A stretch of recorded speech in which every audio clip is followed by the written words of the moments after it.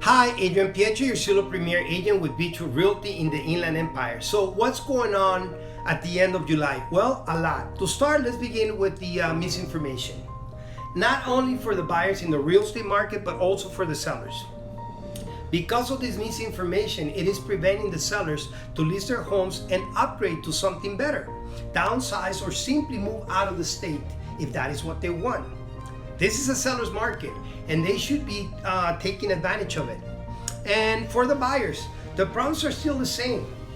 Multiple offers because of the lack of inventory. The recession is expected to be short for the time being. Consumer confidence is still high in general, and I'm not just speaking about the real estate market. 63% of Americans are putting money away. They're being proactive, and that is a good thing. Also, one of the misconceptions is that because of this recession and the pandemic, there is less people applying for loans, and that couldn't be further from the truth.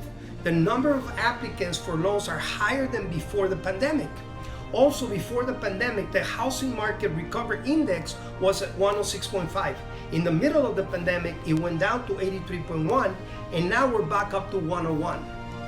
Now, when it comes to the unemployment, the amount of people that have been consistently filing for unemployment went up to 51 million. However, that is not a real number, as there is 16.2 million people unemployed. And even that number doesn't reflect the 4.8 million jobs added last month. The realistic number should be 11.4 million people unemployed. That is a big discrepancy. So, in one of the slides that I saw yesterday in an economic update, the presenters were showing numbers overlapping between unemployment and people purchasing homes. And the numbers were not affecting each other. However, the one thing that was affecting the consumers was the interest rate. If the interest rates are low enough for the consumer, the people are going to be buying. And it is just as simple as that. Now, let's talk about the sellers. The number of mortgages in forbearance have been falling for the third straight week to 4.12 million. And as I mentioned before, are these homeowners in real trouble? Not necessarily. The government is forcing the banks to give them up to 365 days to get caught up with their mortgages. But let's say that none of these things work. There's three different options that they can exercise. One is to extend their forbearance. Two, ask for modifications. Number three, and the most painful one, is selling your home before you lose any equity that you have.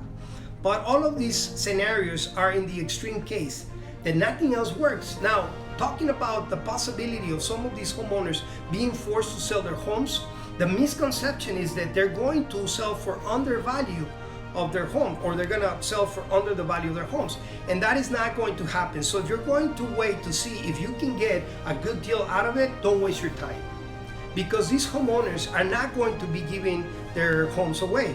Even if the banks were to force them to sell their homes, they're gonna sell for market value. So if you want any more information about what's currently happening in the market, please give me a call at 951-907-4834. Thank you.